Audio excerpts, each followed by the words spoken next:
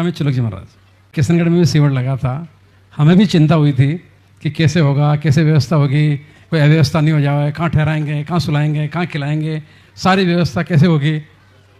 और यहाँ अशोकनगर भी कोई बहुत बड़ी जगह नहीं है, पर हमारे किशनगढ़ से भी बड़ा सीवर यहाँ, वहाँ तो 3,500 आदमी थे, यहाँ 5,500 है। तो ये इन लोगों को भी यहाँ चिंता हुई होगी निश्चित रूप से। और फिर भी, और सीवर है, लेकिन फिर भी इतने बड़े बड़े सीवर आनंद निर्विघ्न संपन्न हो जाते हैं और शिवरात्रि भी किसी तरह कोई कंप्लेंट नहीं करता है। इसके पीछे क्या राज है, वो राज बताएं महाराज आप।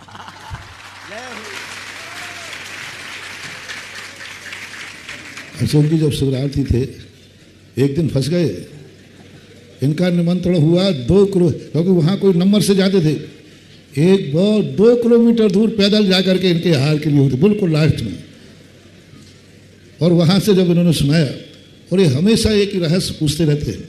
एक बार ये नारेली में आ गए, ज्ञानोदय में, बहुत कड़ाके की ठंड थी, हम संशाला में थे ऊपर, और सुबह सुबह आके बोले, महाराज जी ये पहले बताओ, इतनी कड़ाके की ठंड है पर आपके कमरे में गर्मी क्यों है? मैंने पहले तो आप पूरा कमरा चेक कर लो, पहले पूरा कमरा चेक कर लो, कहीं हीटर तो नहीं रखा है।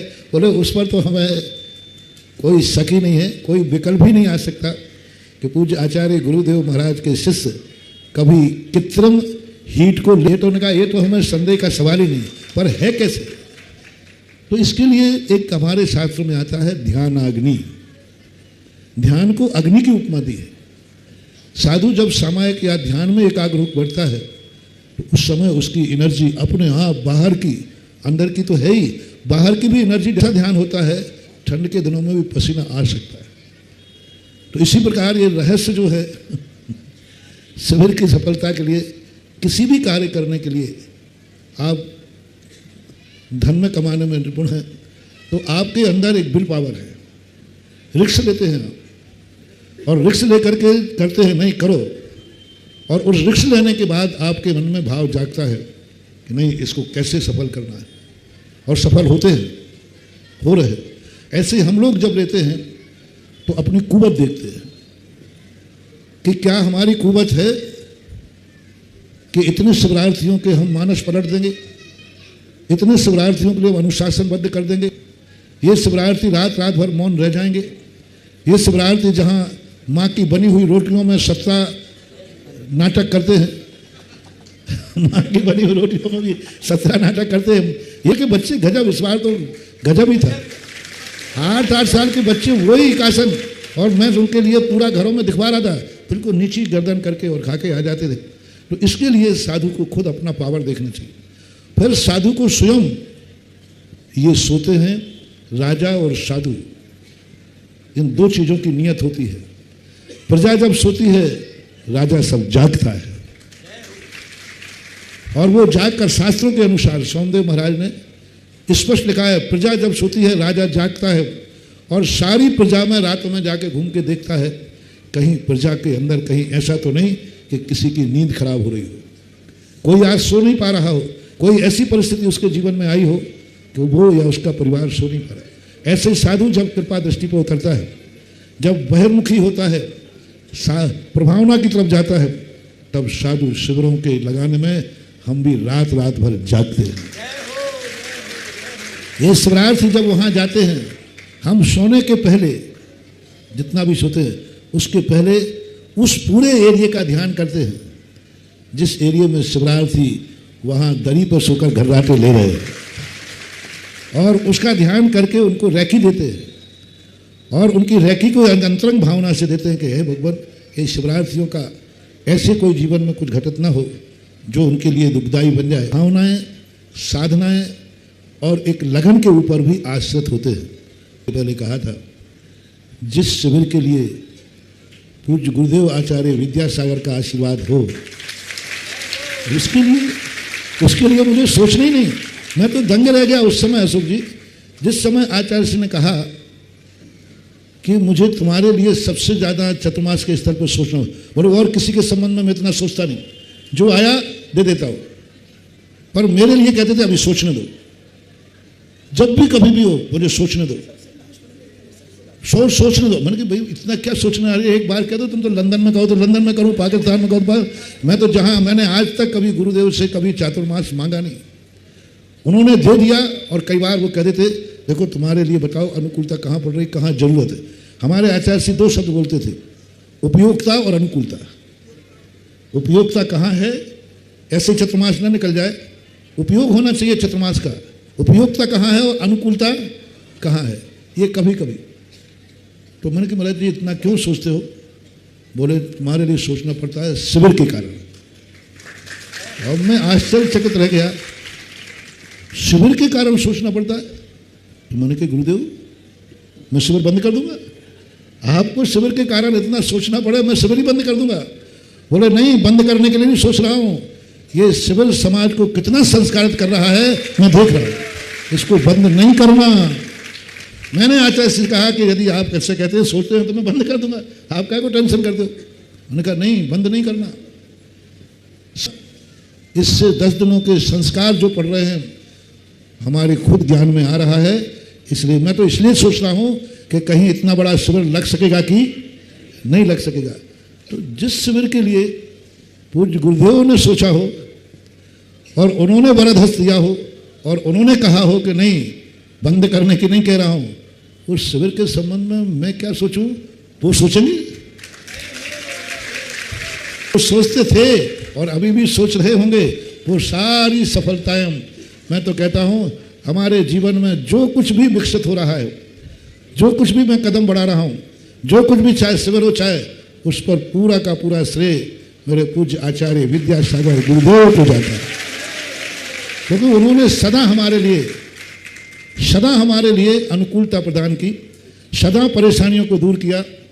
मेरे तो उपसर्ग विजेत को दूर करने वाले गुरुदेव का आशीर्वाद ही था। सदा उन्होंने एक ही बात कहा, तुम विकल्प मत करना। कभी कहता था किसी का मेरा आशीर्वाद है, जाओ सब ठीक हो जाएगी। कई बार मुझे विकल्प, महाराज जी ऐसे कैसे होगा? बोले आशीर्वाद है ना, विकल्प मत करो। ये कह देते थे, बस सब काम हो जाते थे। इसलिए शिविर के एक सफल होने के, और दूसरी बात है कि जब सामने वाले को प्रत्यक्ष लाभ दिख रहा हो तो तुम कैसे रोक पाओगे? मैंने कल ही उदाहरण दिया कि रावण ने लंका को चारों तरफ से किलित कर दिया और पूछा कि देखो इस लंका में कोई प्रवेश तो नहीं कर पाएगा।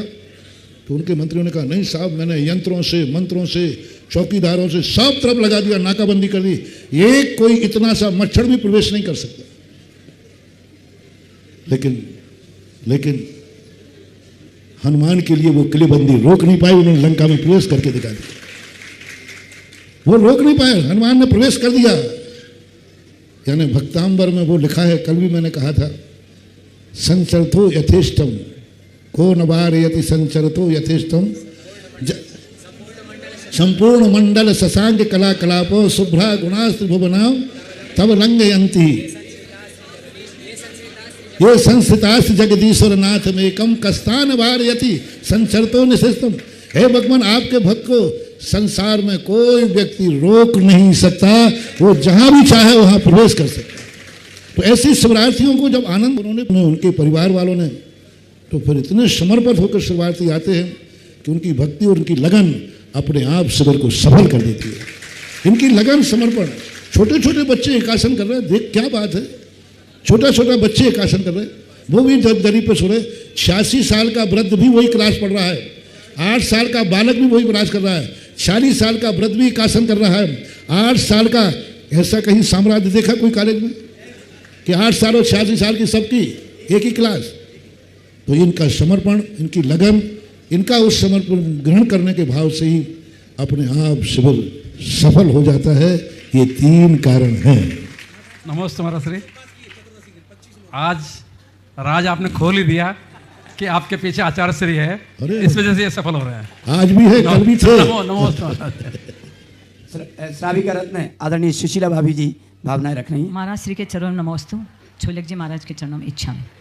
महाराज श्री 95 में जब चतुर्मास था उस टाइम मैंने 10 उपवास किए थे आपके आशीर्वाद से।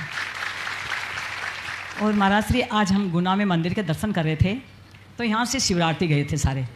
तो मैंने उनसे ऐसे पूछ लिया, वो सब बोले हैं। मैंने कहा कहाँ से आ रहे हो? कि हम अशोक नगर से आ रहे हैं।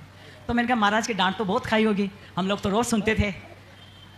और आज 4 जो आपको नियम दिए थे 4-5 वो फॉलो किया नहीं किया, लेकिन बहुत आनंद आया हमको, कोई डांट नहीं पड़ी। वो डांट ही हमको आज ऐसी लग रही है कि हम इस डांट से हम कहाँ पहुँच जाएंगे। और 4 व्रत क्या, वो कितने अगर वो देंगे नियम तो उसको ज़रूर फॉलेंगे। तो हर हंस खुश के बहुत हंस रहे थे, तो मुझे बहुत आनंद आया कि भाई इनको इतने से 15-20 जने थे, तो उनको देख के इतना अच्छा लगा कि हम बस सीधे वहीं से आ रहे हैं। नमस्ते महाराज जी, ऐसे आशीर्वाद दे दो सबको कि ऐसा अभी नहीं, आने वाले टाइम है कि और पीछे रह जाए।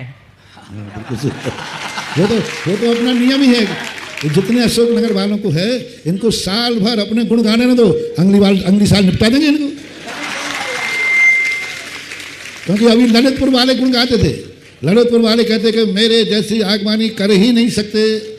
अशोक नगर वालों ने निपटा दिया, ललितपुर वालों ने आके खुद कहा आई एम सॉरी प्लीज, हम सेकंड, अशोक नगर फर्स्ट। और शिवरात्रियों में भी अभी सब शिवरात्रि यही कहते थे, सबसे बड़ा शिविर, सबसे अच्छा शिविर ललितपुर का हुआ था। और वो लोग भी कहते थे, हम भी कहते थे, लेकिन इस बार ललितपुर वालों ने भी कह दिया हम सेकंड, अशोक नगर फर्स्ट। उन्होंने खुद कहा है। और देखो 95 का जो चतुर्मास का संगठन था, इन्होंने 10 उपवास शुरू किए थे, उसके बाद से शुरुआत हुई तो कितने सालों तक 10 उपवास चलते ही रहे। और दूसरा, अशोक जी खड़े, इन्होंने हमारा चतुर्मास वहाँ था, पहली बार अशोक कुंडलपुर में पूज्यवर का चतुर्मास था, पहली बार इन्होंने 1 करोड़ रुपया बोला था। उस समय सुरेश मेरे पास था, इनका जो भी संपर्क समाचार आया होगा, तो सुरेश जी ने कहा महाराज जी भाई साहब ने वहाँ 1 बार, तो हाँ महाराज जी पहली बार बोला है। उस समय पहली बार ही था, पहली बार। और उसके बाद 1 करोड़ बोला है, उसके बाद आज तक इन्होंने करोड़ों से नीचे ऊपर बढ़ते ही गए। तो ऐसी बात नहीं, कोई चीज़ यदि अच्छी ढंग से शुरू हो जाए, बिगिनिंग इज ऑफ डन वाली बात होती है, अच्छी शुरुआत किया जाए लगन से, तो व्यक्ति पीछे हटता नहीं है, आता बढ़ता ही जाता है। इसी प्रकार ये शिविर अच्छी लगन से शुरू हुए हैं 91 से, तो दिन दूने रात चौगने बढ़ते ही जा रहे हैं। कोई भी कार्य अच्छे मन से करो तो फिर वो कार्य घटता नहीं है, बढ़ता ही जाता है। ऐसे अनुकूलताएं बनती जाती हैं कि सारे कार्य उसमें वृद्धि